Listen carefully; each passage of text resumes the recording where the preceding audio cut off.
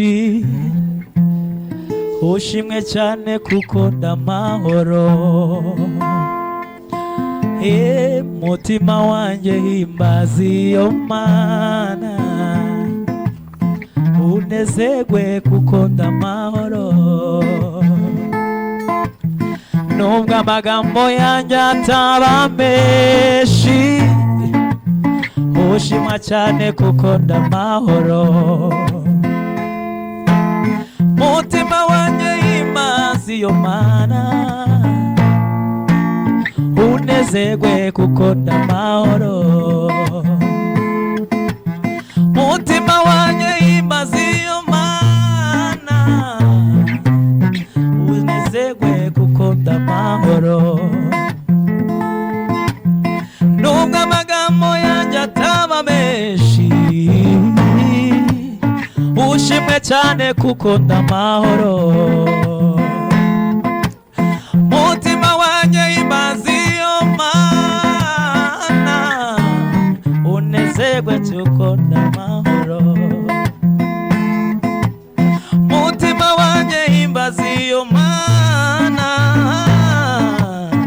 unezerwe kuko ndamahoro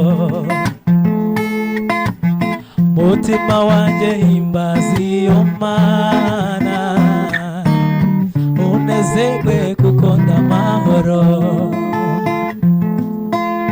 mutima wanjye himbaza iyo Mana unezerwe kuko ndamahoro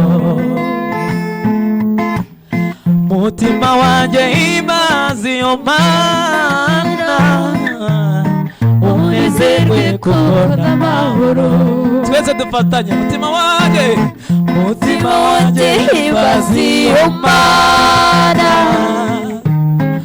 unezerwe kuko ndamahoro mutima wanjye himbaza Imana mutima wanjye himbaza iyo Mana mutima wawuhimbaze unezerwe kuko ndamahoro mutima wanjye himbaza iyo Mana unezerwe kuko ndamahoro nubwo amagambo yanjye ataba menshi nubwo amagambo yanjye ataba menshi ushimwa Mana kuko ndamahoro nubwo amagambo yanjye ataba menshi nubwo amagambo yanjye ataba menshi ushimwa Mana kuko ndamahoro mutima wanjye himbaza Imana mutima wanjye himbaza iyo Mana unezerwe kuko ndamahoro mutima wanjye himbaza Imana wanjye himbaza iyo Mana unezerwe kuko ndamahoro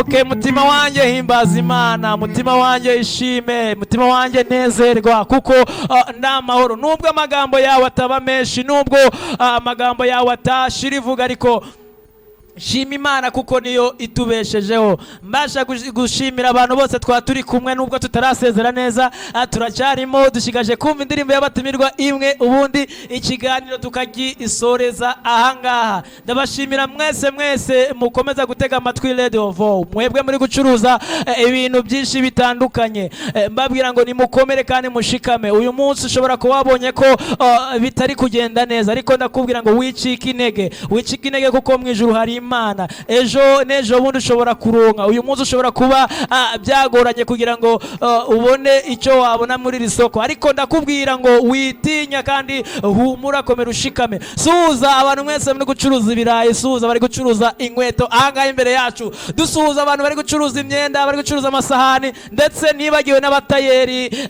abaterikazi bicaha hepfo bari kutwumva bari abamama badodara hepfo turabashuje cyane kandi tubifuriza umunsi mwiza kandi nabasha kugura ibicuruzwa bigiye bitandukanye ahangaha nabo dukomeza kubifuriza umugoroba mwiza. Ikiganiro ni Gospel Talent Show. Uwo muri kumwe ni wa musore wanyu, wa wundi usa na runaka, wa wundi ubagezaho ibyiza byinshi bitandukanye, wa wundi mugiye kujya mukorana ikiganiro nk'iki ngiki kuwa mbere ndetse no kuwa kane, wa wundi uzabageza aho abantu benshi bazabahumuriza, bazaburutsa imitima yanyu, wa wundi muzabana igihe cyari cyo cyose, nta wundi niwe muri kumwe. Reka twumve indirimbo bari kudusezeraho, kandi turabashimiye cyane cyane ku bwitange bwanyu. Twabatumiye, murabyumva, muraza mutaramira abantu babyishimiye, mwabibonye, kandi muzanagaruke, nimuzagendere ko muzagaruke. Ikiganiro ni icyanyu, radio ni iyanyu.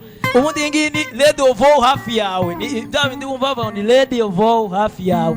Niyo mpamvu uwo ari we wese ufite imana itandukanye, waba yashobora kubwiriza ubutumwa, waba yaturirimbira, ufite umwana ufite impano iyo ari yo yose, yamuzana. Ifa kubishingiye kuyoboka Imana gusa, yamuzana muri iki kiganiro cyacu.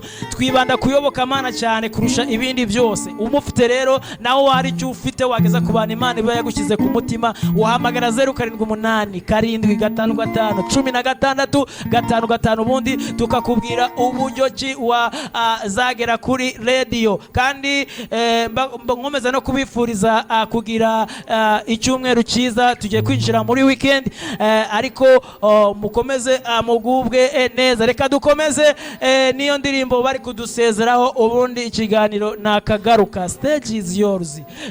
Mudusezerere ku bantu, mubarebere ya ndirimbo yanyindi iratuma bazajya batubwira ati ba bantu bari hehe, kuko babishimiye, ariko akabakita agashingura cumu. Twagiye ubana na Yesu ite ijuru bidutera umunezero, bikatwishimana mw'isi umushyitsi sinza ihoramo, aho ndi mu rugendo runjyana nk'ijuru, mw'isi ndi umushyitsi sinza ihoramo, aho ndi mu rugendo runjyana mw'ijuru. Pawulo yaravuze ati tuzabana iteka ryose n'Imana, yeru tuzayisoma iryo sezerano muri sohoreze, tubane no muri iyi si yuko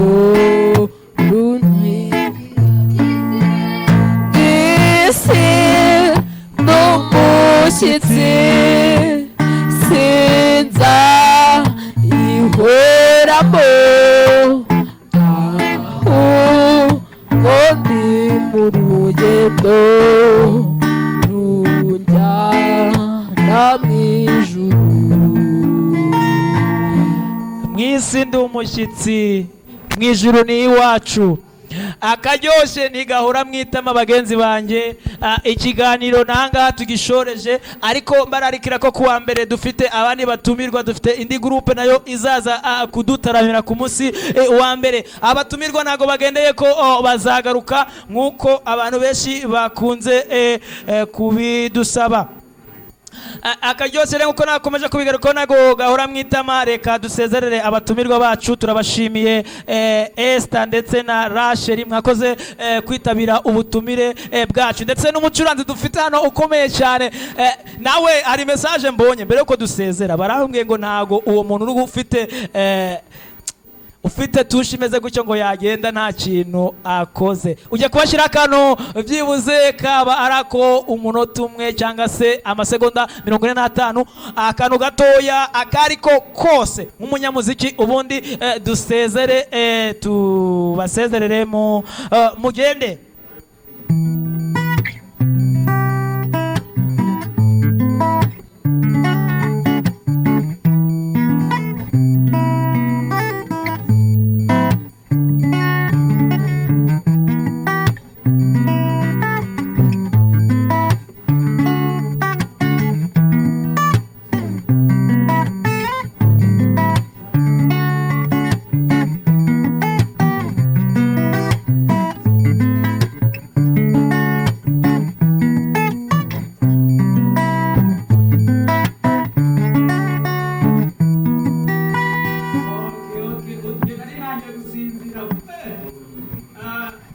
Nari nangiye gusinzira nkurikije melody y'uyu musore, arabizi cyane, ariko hari akandi watunyuriza abantu bakomeje kuryoherwa. Tunyuriza akandi gatoya akariko kose gose, ufite impano musore, tunyuriza akandi gato cyane.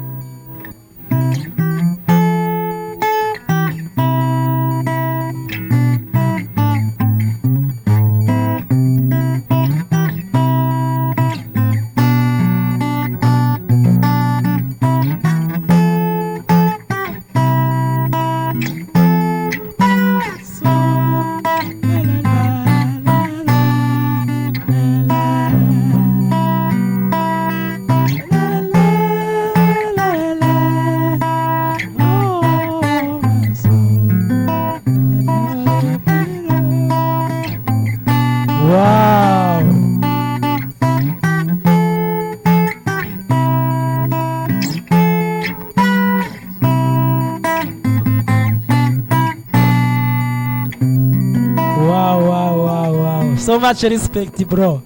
Ewana urarenze kabisa. Nizere ko namwe mwaryohewe nkuko nange naryohewe. Tara uyu munsi twari kumwe ntabwo zisanzwe, kandi tukomeza kubararikira ko ibyiza biri imbere. Matunda uko mbere kuwa mbere tubafitiye abandi batumirwa kandi beza, mbashishikariza ko muzitabira gutega amatwi Radio Voice, kandi turabizi muradukunda cyane, kandi nkomeza gushimira wowe wafashe umwanya.